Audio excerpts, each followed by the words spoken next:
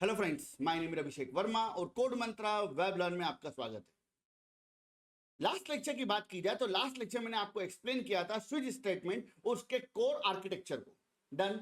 इसके अलावा मैंने आपको बताया था कि जो स्विच स्टेटमेंट होता है उसमें जो केसेस होते हैं उन केसेस में हम किस प्रकार के इनपुट का यूज कर सकते हैं और किस प्रकार के इनपुट का यूज नहीं कर सकते। वेरिएबल अलाउड नहीं है और कांस्टेंट वहां पर अलाउड होते हैं। डन। अब इसके अलावा अगर इस पर्टिकुलर लेक्चर की बात की है तो इस लेक्चर में हम स्विच स्टेटमेंट के बारे में कुछ और इंपॉर्टेंट पॉइंट्स के बारे में बात करेंगे। तो यहां पर हमारा सबसे पहला इंपॉर्टेंट पॉइंट है जिसे बोला जाता है डिफॉल्ट केस। डन। अब एक चीज ध्यान दीजिएगा प्लीज। तो नॉर्मली अगर अपन स्विच स्टेटमेंट की बात करें तो स्विच स्टेटमेंट में होता क्या है। तो जैसे मान लो कि आपके सामने एक मेन्यू अवेलेबल है और यहां पर आपने एक इनपुट दिया मान लीजिए और इनपुट कोड है प्लस। डन। और जैसे आपने प्लस इनपुट दिया तो ये इनपुट किसके अंदर जाएगा, सीएच के अंदर।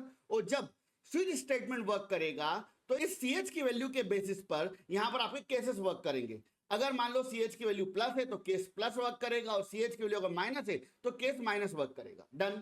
मगर कई बार क्या होता है कि कई बार जब यूजर इनपुट देता है तो आपको वो इनपुट दे सकता है जो कि यहां पर आपकी चॉइस में अवेलेबल हो ही नहीं। डन। जैसे आपने चॉइस क्या दे रखी है, प्लस प्रेस करो, माइनस प्रेस करो, मल्टीप्लाई, डिवाइड या एक्स। बट मान लीजिए किसी यूजर ने इनपुट में दे दिया फॉर एग्जांपल पी, या फिर इनपुट में दे दिया क्यू, या फिर इनपुट में दे दिया मान लीजिए लेस देन का सिंबल। तो ये तो आपके चॉइस में है ही नहीं क्योंकि आपके पास में पी क्यू के लिए कोई केस ही अवेलेबल नहीं है। तो इस केस में क्या होगा, तो इस केस में हमारे पास एक केस अवेलेबल है जिसे बोला जाता है डिफॉल्ट केस।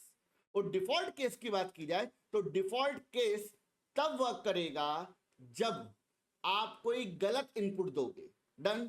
तो ध्यान दीजिएगा प्लीज, यहां पर आपके पास एक केस था, केस एक्स, और मैंने केस ओ लगा दिया यहां पे डिफॉल्ट। डन। अब इस डिफॉल्ट की बात की जाए तो डिफॉल्ट में मैं एक सिंपल स्टेटमेंट लिख देता हूं, printf wrong, that's it. Done. अब ध्यान दीजिएगा प्लीज, अब इस पर्टिकुलर प्रोग्राम में अगर आप प्लस प्रेस करोगे तो केस नंबर प्लस वर्क करेगा, माइनस प्रेस करोगे तो केस माइनस, मल्टीप्लाई में ये वाला केस, डिवाइड में ये वाला केस, और अगर एक्स प्रेस करा तो कौन वर्क करेगा, एग्जिट। डन। मगर मान लीजिए कि आपने इसके अलावा कोई अदर इनपुट दे दिया, कुछ भी व्हाटएवर, तो उन सारे केसेस में ये जो डिफॉल्ट केस है वो वर्क करेगा। डन। तो चलिए एक बार इस कोड को हम रन करके चेक कर। अब यहां पर मान लीजिए कि आपने जो आपको ऑप्शन दिए हुए हैं plus minus multiply divide x, इसके अलावा मान लीजिए आपने यहां पर इंटर करा दिया पी। तो इस केस में आपको ऑप्शन में क्या मिल रहा है, रॉन्ग चॉइस। और जो रॉन्ग चॉइस वाला स्टेटमेंट है वो अपन ने कहां लिखा था, उसे हमने लिखा था डिफॉल्ट के अंदर। मतलब अगर जो भी केसेस आपके पास अवेलेबल हैं, केस डिवाइड, केस एक्स, इसके अलावा अगर कोई व्यक्ति इनपुट देगा तो उस केस में कौन सा वाला केस वर्क करेगा, आपका डिफॉल्ट केस। डन। अब यहां पर हम एक और इंपॉर्टेंट पॉइंट के ऊपर बात करते हैं। नॉर्मली अगर अपन स्विच स्टेटमेंट की बात की जाए तो स्विच स्टेटमेंट में ये बिल्कुल भी कंपल्शन नहीं है कि जो केसेस हैं उनके ऑर्डर एक के बाद एक होना चाहिए। जैसे आपने यहां पे क्या लिया है, पहले प्लस, फिर माइनस, फिर मल्टीप्लाई, फिर डिवाइड, फिर एक्स। तो इस केस में ऐसा जरूरी नहीं है कि केस नंबर प्लस पहले होना चाहिए, केस नंबर माइनस उसके बाद में होना चाहिए। आप किसी भी केस को किसी भी ऑर्डर में रख सकते हो और सभी केसेस में आपका प्रोग्राम नॉर्मली वर्क करेगा। डन। मतलब जैसे अगर अभी की बात किया तो मैंने क्या यूज करें, केस प्लस, केस माइनस। अगर आप मान लो इंटीजर इनपुट पे वर्क करते हो तो वहां पर आप क्या लोगे, केस 1, केस 2, केस 3, केस 4 ये लोगे। तो उस चीज में भी ध्यान रखना कि उन केसेस में भी आप किसी भी केस को किसी भी ऑर्डर में रख सकते हो। अगर आप चाहो तो केस 2 को पहले रखो, केस 1 को सबसे लास्ट में रख दो, केस 5 को सबसे पहले रख दो, वो आपके ऊपर डिपेंड करेगा। इससे आपके प्रोग्राम पर कोई भी इंपैक्ट नहीं पड़ेगा।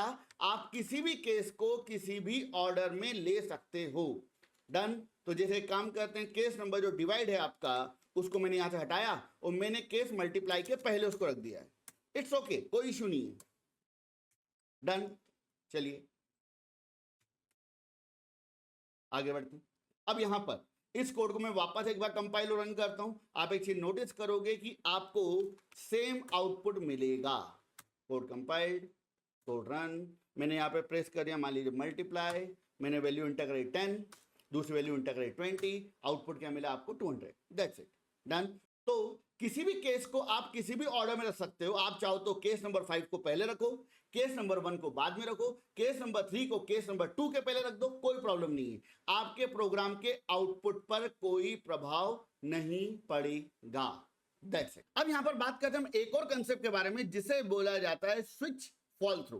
तो नॉर्मली अगर मैं स्विच स्टेटमेंट की बात करूं तो स्विच स्टेटमेंट का आर्किटेक्चर क्या होता है कि आपने सबसे पहले एक स्टेटमेंट लिखा है स्विच, डन, और उसके बाद में आप यहां पर मेंशन करोगे आपकी चॉइस को, बात खत्म।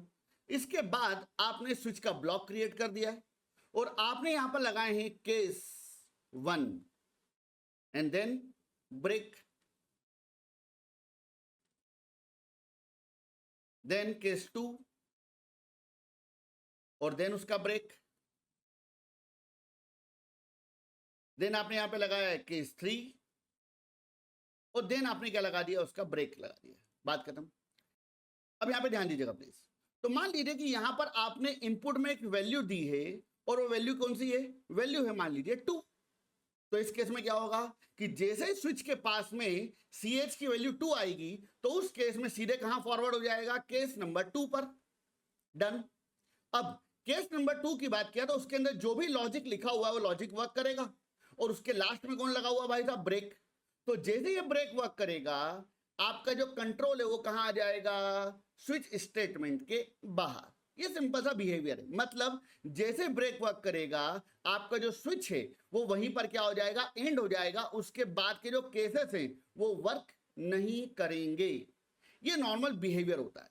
बट अगर मान लीजिए कि आपने यहां पर जो ब्रेक स्टेटमेंट है वो नहीं लगाया, फॉर एग्जाम्पल ध्यान दीजिएगा प्लीज, मान लो अपन ने क्या करा, ये केस नंबर 2 का ब्रेक स्टेटमेंट मैंने हटा दिया, डन।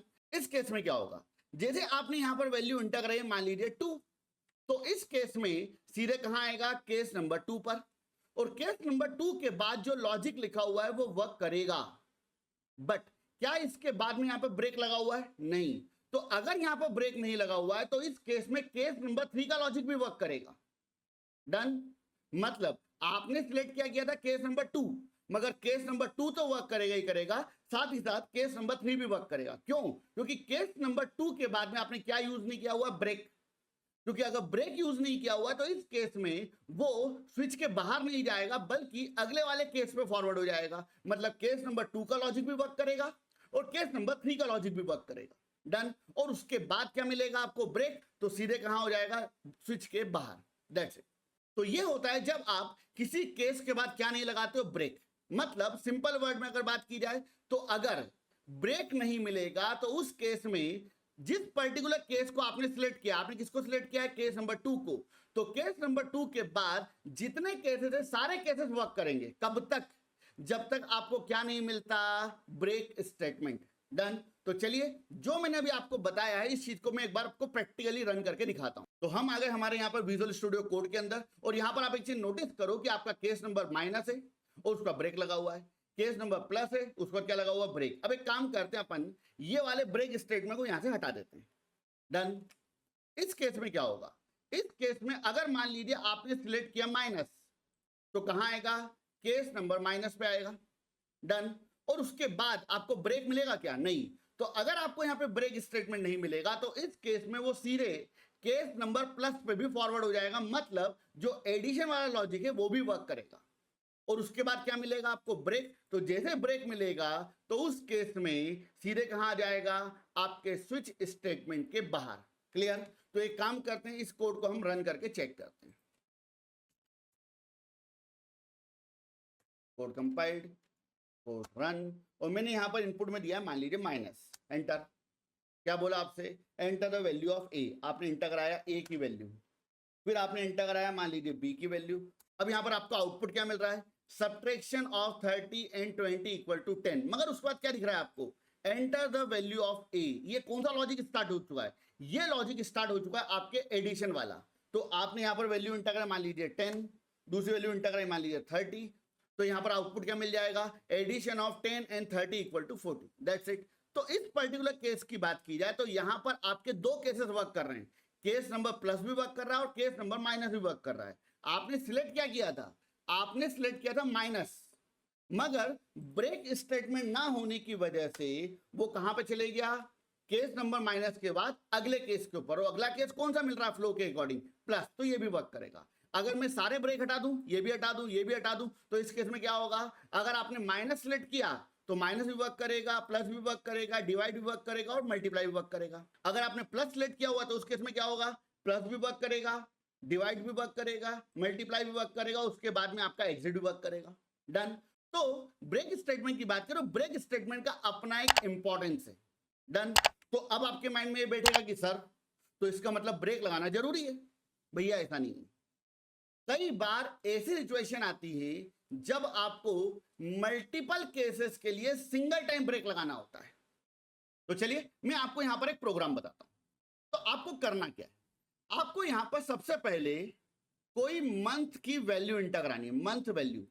जैसे अगर मैं पहले मंथ की बात करूं तो पहला मंथ कौन होता है आपका, मान लीजिए जनवरी। तो जनवरी को मैं मान के चलता हूं कि जनवरी का मंथ नंबर है आपका 1। और इसी तरीके से अगर मैं दिसंबर की बात करूं तो दिसंबर का मंथ नंबर क्या होगा आपका 12। डन। तो इस तरीके से आपको किसी भी मंथ की वैल्यू इंटर करानी है। डन। अब मान लो कि आपने यहां पर इंटर करा दिया है 2। अब 2 कौन सा मंथ है, फरवरी। तो इसके बेसिस पर अगर आपने 2 इंटर कराया तो 2 के बेसिस पर आपको यहां पे प्रिंट होना चाहिए कि इट्स अ विंटर सीजन, सर्दियों का समय है। डन। अगर मान लीजिए कि आपने यहां पर इंटर करा दिया फॉर एग्जांपल 8 मतलब किसकी बात कर रहा हूं, अगस्त की बात कर रहा हूं। तो इस केस में क्या प्रिंट होना चाहिए कि इट्स अ रेनी सीजन। अगर मान लीजिए आपने इंटर कराया फॉर एग्जांपल 1 तो क्या प्रिंट होना चाहिए, again it's a winter season, क्योंकि जनवरी और फरवरी कौन सा सीजन होता है, विंटर। क्लियर है।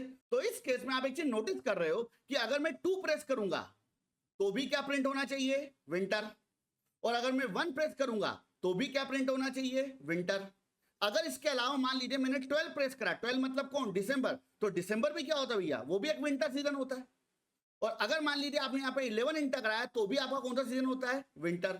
मतलब आप एक चीज नोटिस कर रहे हो कि case number 2, case number 1, case number 12 और केस नंबर 11, उन चारों केसेस में आपका आउटपुट सेम ही है। अब इस केस में क्या करूं, इस केस में क्या 4 बार सेम लॉजिक लिखूं, केस नंबर 2 के अंदर विंटर लिखूं, केस नंबर 1 के अंदर विंटर लिखूं, केस नंबर 12 के अंदर विंटर लिखूं और केस नंबर 11 के अंदर विंटर लिखूं, नहीं, मैं इस तरीके से काम नहीं करूंगा। मैं इस केस में जो ब्रेक स्टेटमेंट है उसको एक बार यूज करूंगा, single time, for the 4 cases, case number 2, case number 1, case number 12 और केस नंबर 11 के लिए मैं एक बार ब्रेक स्टेटमेंट का यूज करूंगा। तो चलिए एक बार इस प्रोग्राम को देखते हैं। तो यहां पर मैंने सबसे पहले एक वेरिएबल लिया है इंटीजर मंथ। मुझे क्या करना है, मंथ का नंबर एंटर कराना है। Statement printf enter the month number, आपको उस महीने का नंबर एंटर कराना है। एंड देन आपने यहाँ पे क्या लगा दिया है, स्कैन एफ और that's it, percentile D comma and month, बात खत्म। अब लगाते हैं हमारे स्विच स्टेटमेंट, स्विच, और स्विच के अंदर मैंने यहाँ पर अपने मंथ की वैल्यू को रख दिया। आगे बढ़ते। अब मैंने आपसे क्या बोला कि मुझे यहाँ पर case number 2, case number 1, case number 12 और केस नंबर 11 चारों के लिए सेम आउटपुट चाहिए। डन। क्योंकि विंटर सीजन कब स्टार्ट होता है, नॉर्मली नवंबर के आसपास, और खत्म कब होता है, फरवरी के आसपास। तो इस ड्यूरेशन में हमारे पास में चारों केसेस में, case number 2, case number 1, case number 12 और केस नंबर 11, चारों केसेस में सेम आउटपुट है। तो एक काम करते हैं, हम यहां पर कुछ इस तरीके से कोड को लिखते हैं, case number 11, case number 12, case number 1, case number 2। Done. और इसके बाद मैंने यहां पर एक स्टेटमेंट लिख दिया, प्रिंट विंटर, दैट्स इट। और मैंने यहां पर क्या लगा दिया है, ब्रेक। अब इस लॉजिक को समझने की कोशिश करो, क्या हुआ, केस नंबर 11, तो जैसे मान लो आपने मंथ की वैल्यू क्या इंटर कराई, मान लो 11, डन। तो 11 के केस में क्या होगा, मंथ की वैल्यू हो गई 11, केस नंबर 11 पे आएगा, मगर केस नंबर 11 में कुछ मिला क्या, नहीं मिला, तो केस नंबर 12 पे आ जाएगा। केस नंबर 12 पे कुछ मिला, नहीं मिला, तो कहां आ जाएगा, केस नंबर 1 पे, देन केस नंबर 2 पे। इन चारों केसेस में आपका लॉजिक तो सेम ही है ना, आपको क्या शो कराना है, विंटर। तो इस केस में इन सारे केसेस से होता हुआ कहां पर आएगा, विंटर पे, और विंटर प्रिंट करा के आपके प्रोग्राम से बाहर हो जाएगा, दैट्स इट। इसके बाद में हम एक काम करते हैं, अगला केस लगा देते हैं, case number 3, case 4, case 5, case 6। मतलब किसकी बात हो रही है, ये मार्च, अप्रैल, मई और जून। ये कौन सा सीजन है, ये आपका समर सीजन है, डन। तो आपने यहां पे लगा दिया प्रिंट एफ और आपने आउटपुट में लिख दिया है समर, क्लियर। इसके बाद अपन क्या लगाएंगे, ब्रेक, क्योंकि भैया अगर ब्रेक नहीं लगाया तो कहां पहुंच जाएगा, वो रेनी के पास पहुंच जाएगा, डन। रेनी मतलब रेनी सीजन, रेनी नहीं, हाँ चलो। केस 7, केस 8, केस 9 और केस 10, डन। और 1 मिनट, हाँ कॉलन, और देन मैंने यहाँ पे स्टेटमेंट लिख दिया प्रिंट एफ रेनी, और लास्ट में हमने क्या लगा दिया है। अब इस पर्टिकुलर कोड की अगर बात की जाए तो इस कोड को अगर आप देखोगे तो आपके प्रोग्राम में आपको आउटपुट क्या मिलेगा, तो एक काम करते हैं इसे रन करके चेक करते हैं। कोड कंपाइल्ड, कोड रन, आपने इनपुट डाला मान लीजिए 2, क्या प्रिंट होगा, winter, done, winter is coming, done. Again run किया मैंने यहाँ पर इंटर कराया मान लीजिए 8 मतलब कौन सा सीजन है, रेनी, तो यहाँ पे क्या बता देगा, रेनी सीजन। अगर आपने इसी कोड को वापस से रन किया और आपने इनपुट करा दिया मान लीजिए फॉर एग्जांपल 4 या मान लीजिए 5, तो क्या प्रिंट करेगा, समर, डन। तो इस तरीके से आप मल्टीपल केसेस के लिए सिंगल टाइम ब्रेक का यूज कर सकते हो, ये पॉसिबल है, ध्यान रखना, डन। तो ऐसा नहीं है कि हर केस के बाद ब्रेक लगाना जरूरी है। अगर आपके पास ऐसी कोई सिचुएशन आती है जब मल्टीपल केसेस के लिए आपके पास में सेम लॉजिक है, 11, 12, 13, 14 सबके लिए सेम लॉजिक है, तो उस केस में क्या करोगे, उस केस में आप सारे केसेस को एक साथ लिख दो और लास्ट में एक लॉजिक को एक बार लिख दो, जो भी आपका लॉजिक है, और लास्ट में क्या लगा दो, ब्रेक, बात खत्म। तो इन सारे केसेस के लिए आपका जो सेम लॉजिक है वो वर्क करेगा, डन। तो उम्मीद करता हूं कि ये वाला पॉइंट भी आपको क्लियर हो चुका होगा। अब यहां पर एक इंपॉर्टेंट पॉइंट और है कि सर आपने जो प्रोग्राम बनाया है किसका यूज करके, स्विच स्टेटमेंट का यूज करके। इसी प्रोग्राम को हम इफ एल्स के थ्रू भी सॉल्व कर सकते हैं, मैं बिल्कुल बोलूंगा हाँ भैया कर सकते हो, कोई प्रॉब्लम नहीं है, डन। तो पहले अपन पहले प्रोग्राम को देखते हैं। तो यहां पर क्या होगा, सबसे पहले आपके सामने एक मेन्यू आएगा, मेन्यू में आप कोई चीज चूज करोगे, तो मान लीजिए आपने चॉइस दे दी, मान लीजिए फॉर एग्जांपल 2, डन। तो इस केस में क्या होगा, जो स्विच स्टेटमेंट है उसके CH के पास क्या आएगा, 2, डन। और इस पर्टिकुलर केस में जो आपका कंट्रोल है वो डायरेक्टली केस नंबर 2 पे क्या हो जाएगा, फॉरवर्ड, और आपका केस नंबर 2 के अंदर जो लॉजिक लिखा हुआ है वो लॉजिक क्या करेगा, वर्क कर जाएगा, मतलब सब्ट्रैक्शन वाला जो कोड है वो वर्क कर जाएगा, बात खत्म। अब यहां पर अगर इफ एल्स की बात की जाए तो इफ एल्स के थ्रू भी अगर मैं प्रोग्राम को रन करूंगा तो भी आपको सेम ही आउटपुट मिलेगा। तो सबसे पहले क्या होगा, सबसे पहले आपके सामने एक मेन्यू आएगा, मेन्यू में आपने यहां पर एक ऑप्शन सिलेक्ट किया और ऑप्शन कौन है, मान लीजिए 2, डन। अब आगे बढ़ते हैं। अब यहां पर क्या होगा, ध्यान दीजिएगा प्लीज। सबसे पहले वाले इफ को चेक करेगा, पहले वाला इफ CH इक्वल टू 1।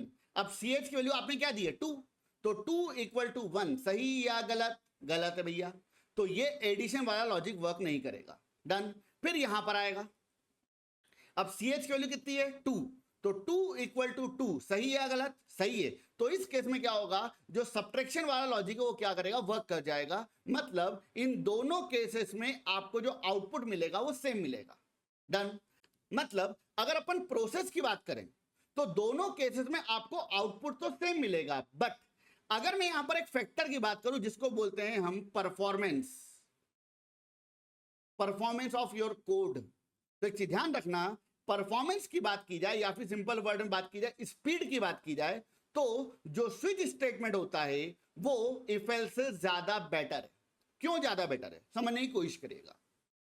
अगर अपन इस स्विच स्टेटमेंट की बात करें, यहां पर क्या हुआ, मान लो कि आपने इनपुट दिया 3, डन, तो क्या होगा, ch की वैल्यू कितनी है, 3 है, तो इस ch वेरिएबल के पास 3 आ जाएगा। इस केस में जो आपका केस नंबर 1 है इसके तरफ आपका स्विच देखेगा भी नहीं, केस नंबर जो 2 है इसके तरफ भी आपका स्विच देखेगा भी नहीं, और सीधे यहां से जंप करके कहां लेके जाएगा उसको, केस नंबर 3 पर, और केस नंबर 3 का लॉजिक वर्क कर जाएगा, बात खत्म, डन।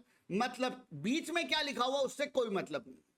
इतने कोड को, ये वाला जो कोड है, केस नंबर 1 वाला जो कोड है, केस नंबर जो 2 वाला कोड है, इस कोड को आपका कंपाइलर चेक भी नहीं करेगा, सीधे आगे बढ़ जाएगा। बट अगर मैं इफ की बात करूं, मान लो कि आपने यहां पर इनपुट दिया कितना, 3, अब केस नंबर 3 तो यहां पर है भैया, मगर उसके पहले जो आपका इफ लगा हुआ है ch की वैल्यू 1 के लिए, और एक और इफ लगा हुआ है जो ch की वैल्यू 2 के लिए है, तो इस केस में जब आप इफ एल्स का यूज करोगे तो पहले वाले इफ को भी चेक करेगा, दूसरे वाले इफ को भी चेक करेगा, और तीसरे वाले इफ को भी क्या करेगा, चेक करेगा। मतलब आपके पास में जितने इफ हैं हर इफ को चेक करेगा, डन। अब मुझे एक चीज सोच के बताओ, क्या ये अप्रोच सही है?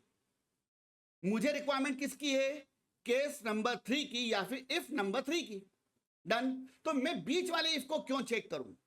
मगर इफ एल्स में ऐसा होता है, क्योंकि इफ एल्स को कोई मतलब नहीं है कि कौन सा केस कहां आ रहा है, वो तो हर इफ को क्या करेगा, यहां पे चेक करेगा, डन। और जहां पर उसको मैचिंग मिल जाएगी, मतलब ch की वैल्यू कितनी है, 3, तो 3 के बराबर जैसे ही मैचिंग मिलेगी तो वाला कोड क्या कर जाएगा, वर्क कर जाएगा। मगर स्विच में ऐसा नहीं होता। स्विच में जब आपने यहां पे वैल्यू डाली 3, तो 3 के बाद में यहां पर जो भी केसेस आपके पास अवेलेबल हैं, इन सारे केसेस को कोई मतलब नहीं है, उसको मतलब है केवल उस केस से जिसकी वैल्यू यहां पर क्या कर रही है, मैच कर रही है। तो आपने ch की वैल्यू क्या डाली, 3, तो केस नंबर 3 ये रहा, तो सीधे यहां से कहां आएगा, केस नंबर 3 पर, बीच वाले लॉजिक से कोई रिलेशन नहीं है। इस केस में क्या होगा, इस केस में आपके प्रोग्राम का जो परफॉर्मेंस है वो क्या हो जाएगा, फास्ट हो जाएगा। मैं आपको एक सिंपल एग्जांपल पे लेके आता हूं। जैसे मान लो कि मैंने किसी स्टूडेंट से बोला, मान लो मैंने आपसे कहा कि भाई साहब एक काम करो यार, जाओ और वो अग्रवाल स्वीट्स पे से 1 किलो जलेबी ले आओ, डन। अब एक तरीका क्या होगा कि आप जब रास्ते पे निकले तो हर दुकान पे पूछते हुए जा रहे हो, भाई साहब क्या ये अग्रवाल स्वीट्स है? फिर अगली दुकान पे गए, फिर पूछा क्या ये अग्रवाल स्वीट्स है? फिर आपने अगली दुकान पूछा क्या ये अग्रवाल स्वीट्स है? तो मान लो 50 दुकान है, 50 दुकान के बाद में कौन है, अग्रवाल स्वीट्स।